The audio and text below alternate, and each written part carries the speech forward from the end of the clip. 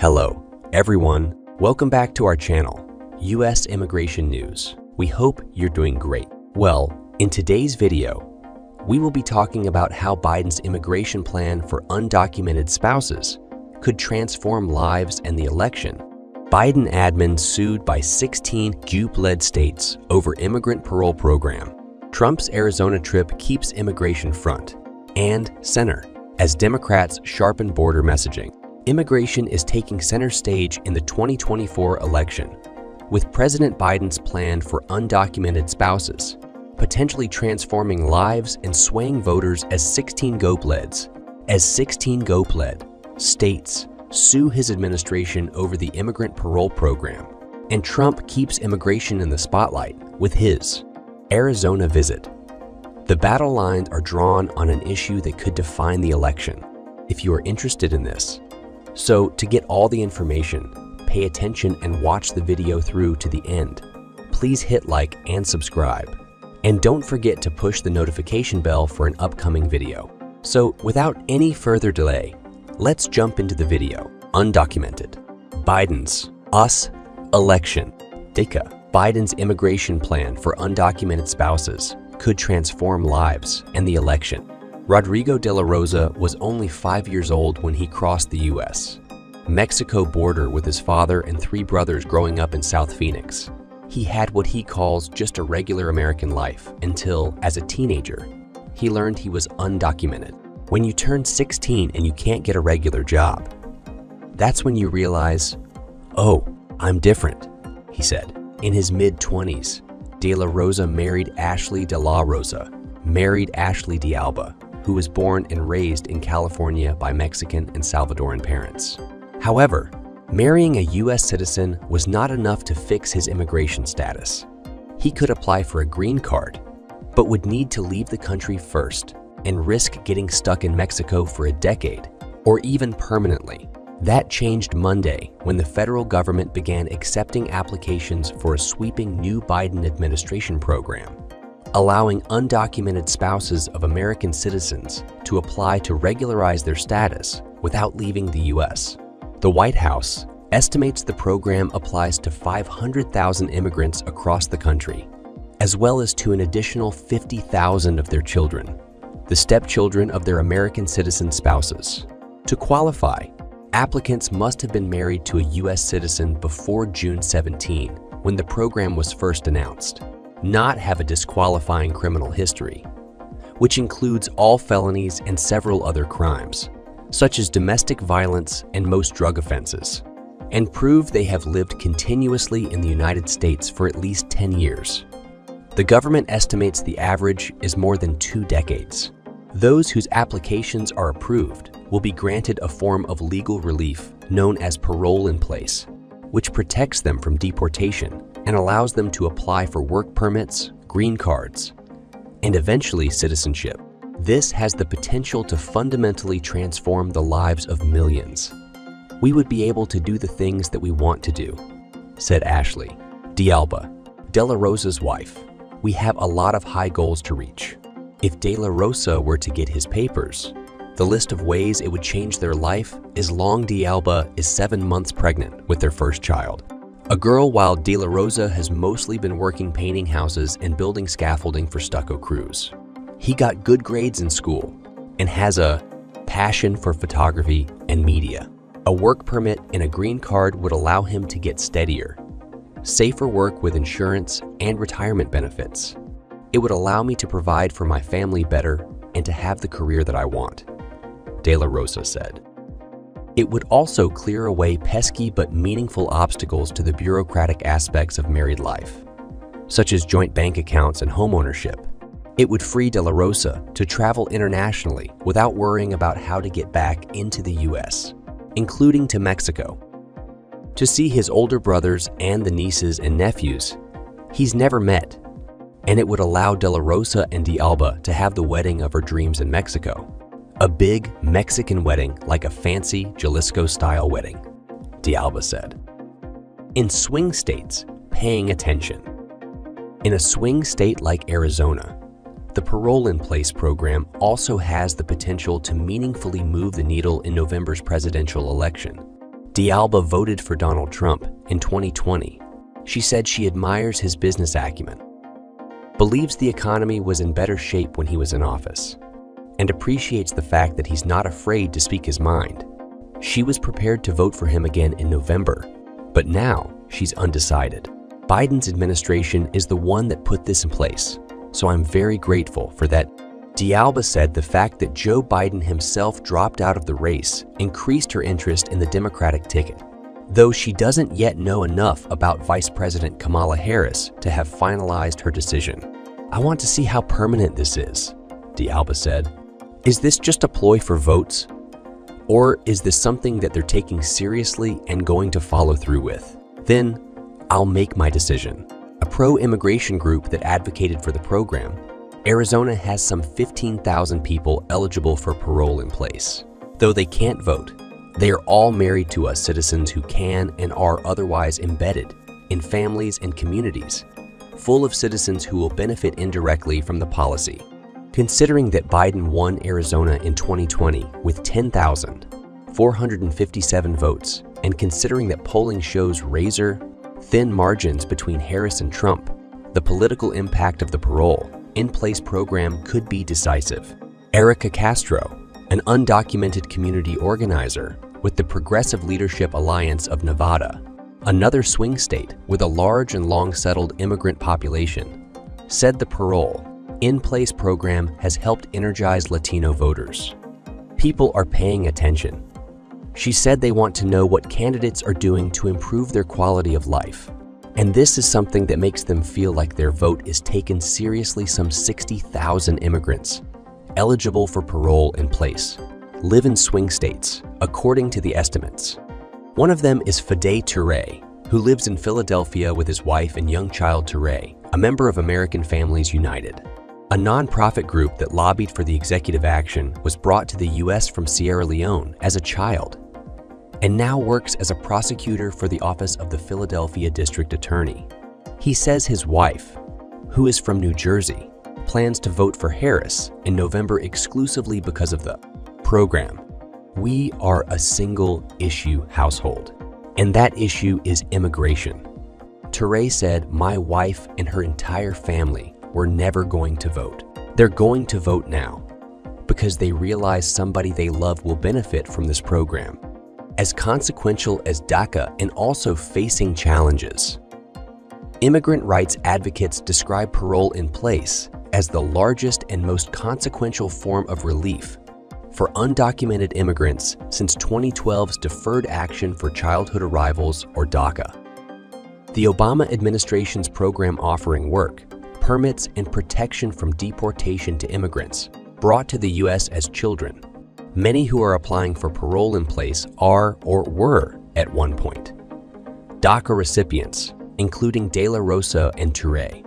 Like DACA, parole in place was instituted by way of executive action from the president, which makes the program inherently precarious.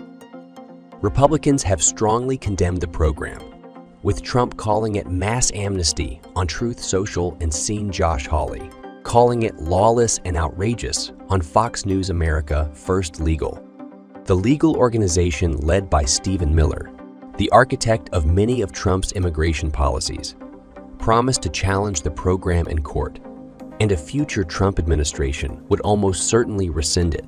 The possibility of a Trump victory also gives some lawyers and advocates pause when it comes to encouraging people to apply for the program. Although many potential applicants, including those with DACA status, are already on the federal government's radar, those who aren't may not want to turn over large amounts of personal information to a government that may soon be run by a candidate who has promised indiscriminate mass deportations. "I think people need to tread carefully and file an application only after understanding all the risks and potential roadblocks," said Mo Goldman, an immigration lawyer in Arizona. But for those families who are set on applying, the program has the potential to rectify what they view as a long-standing injustice.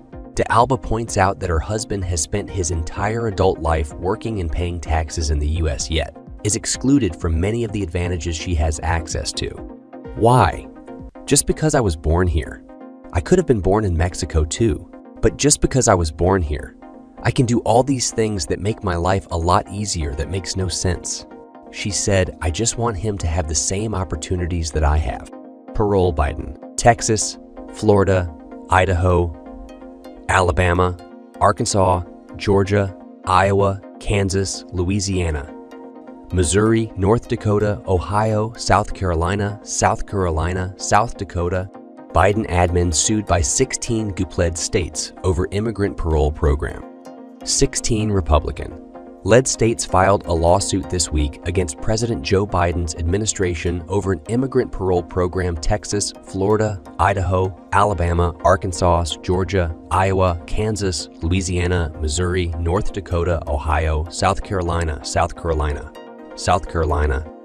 Dakota, Tennessee, and Wyoming filed a lawsuit against the Department of Homeland Security, DHS Secretary Alejandro Mayorkas, and other Biden administration officials, challenging a program that will grant hundreds of thousands of illegal aliens parole in place. This action incentivizes illegal immigration and will irreparably harm the plaintiff states, the lawsuit says. The policy, which is set to begin on Monday, allows spouses that do not currently have legal citizenship in the U.S. to apply for parole in place, which allows these individuals to stay in the U.S. and follow a path to citizenship. The program has sparked significant controversy in an election year dominated by immigration. As a key issue, many Republicans have criticized the policy, arguing that it amounts to amnesty for individuals who violated the law. Under Joe Biden and Kamala Harris, the federal government is actively working to turn the United States into a nation without borders and a country. Without laws, I will not let this happen, Texas Attorney General Ken Paxton said in a statement on Friday. Paxton continued, Biden's new parole workaround unilaterally grants the opportunity for citizenship to unvetted aliens whose first act on American soil was to break our laws. This violates the Constitution and actively worsens the illegal immigration disaster that is hurting Texas and our country. Similarly, in a post to X, formerly Twitter, Florida Attorney General Ashley Moody wrote, As I have said over and over again, the Joe Biden administration is illegally using parole in a systematic way to advance their open borders agenda. A bipartisan organization focused on immigration and criminal justice reform defended the program as being legally compliant. The group also pointed out the timing of the lawsuit, which coincided with Vice President Kamala Harris accepting the Democratic nomination for president. The only motivation behind this lawsuit is the cruelty of tearing families apart and the crass politics of hoping a judge might do the bidding of the anti-immigrant movement, said in the statement. To qualify for the program, immigrants must have lived in the U.S. for at least 10 years continuously, have no disqualifying criminal record, pose no security threat, and have been married to a U.S. citizen by June 17, the day before the program's announcement. Trump's Arizona trip keeps immigration front and center as Democrats sharpen border messaging. 1. Donald Trump worked to paint a dark picture of the U.S. Mexico border under Vice President Kamala Harris during a visit to the battleground state of Arizona. 2. At a press conference, Trump misrepresented Harris' policy views and her immigration record and recounted several crimes allegedly committed by undocumented immigrants. 3. Trump's visit came as Democrats shifted some of their border messages, adopting harder lines. Former President Donald Trump painted a dark picture on Thursday of what the U.S.-Mexico border would be like if Vice President Kamala Harris were to be elected president. Trump visited Arizona just hours before Harris was due to accept her party's presidential nomination on the final night of the Democratic National Convention. Throughout an hour-long press conference, Trump falsely claimed that Harris supported open border policies and repeated fake data on how many immigrants entered the U.S. during the Biden-Harris administration. If Harris has the chance, she will allow more than 100 million illegal aliens into our country. Trump claimed our country will be overrun. And essentially, it won't be a country Trump also described several grisly crimes allegedly committed by undocumented immigrants. Fanning voters' concerns about undocumented immigrants and the southern border, and then pledging to respond to these fears are a key piece of the Trump campaign strategy. Harris and Democrats, meanwhile, are still working to develop a unified immigration and border security platform. That work was on display this week at the Democratic National Convention, where speakers tried to thread a needle between compassion for immigrants and the tougher border control measures that polls show voters support. Let's be clear, the border is broken, said House Rep. Tom Suozzi. D9 on Wednesday night. This nation, built by immigrants, is a rare and beautiful thing. Suozzi is a House freshman who ran for office on a hawkish border platform that helped him flip a Republican-held New York House seat blue. Migrant crossings at the border skyrocketed last year, overwhelming cities across the country as state governments rushed to find housing outside of big cities. Local leaders quickly realized they lacked the infrastructure to support the incoming immigrants. At the Chicago convention, Democrats tried to flip the blame on Trump, accusing him of having pressured his Republican allies in Congress to tank a Senate border bill earlier this year. That would have allocated more resources to border security. Trump killed that bill. Seen Chris Murphy, D-Con, said Wednesday, a claim that Harris took up in her acceptance speech later in the week. Murphy was on the front lines of the border talks that fell apart, and he blamed Trump for intentionally sabotaging negotiations because the ongoing migrant crisis served Trump's political goals, hate and division. That's Trump's oxygen, said Murphy. After the Senate border bill failed, Biden signaled that he would use his executive powers to do some of the things the failed bill would have done. In June, Biden signed an executive action to tighten immigration restrictions, which faced some backlash from progressive immigration advocacy groups. Biden's move was intended to send a clear message to concerned voters. He would not flinch from taking tough border action. That harder line was evident in some of the speeches at the Democratic convention. When Donald Trump comes down to Texas, stands next to officers in uniforms, just like mine, he's not there to help us, said Texas County Sheriff Javier Salazar. Wednesday Harris, on the other hand, has been fighting border crime for years. When the traffickers didn't stop, she put them in jail. He added, migrant crossings are down as a result of Biden's executive action, and the broader impacts of this are already visible on the ground. Earlier this year, for example, Texas Gov. Greg Abbott was sending buses full of migrants out of his state to redistribute the overwhelming influx of immigrants. But by July, the Republican governor was no longer sending any migrants north on buses, according to data obtained by NBC News. Biden's immigration plan for undocumented spouses, the GOP lawsuit, and Trump's border focus are setting the stage for a fierce 2024 election. How these issues play out could not only impact millions of lives, but also shape the future of U.S. immigration policy. That is all for today in this video. What are your thoughts on this? Please let us know in the comments section below. Thanks for watching the entire video. Hopefully, the information is useful to you. See you later in the next video. Till then, take care. Hello everyone, welcome back to channel US Immigration News. We hope you're doing great. Well, in today's video, we'll be talking about how Biden's immigration plan for undocumented spouses could transform lives in the election.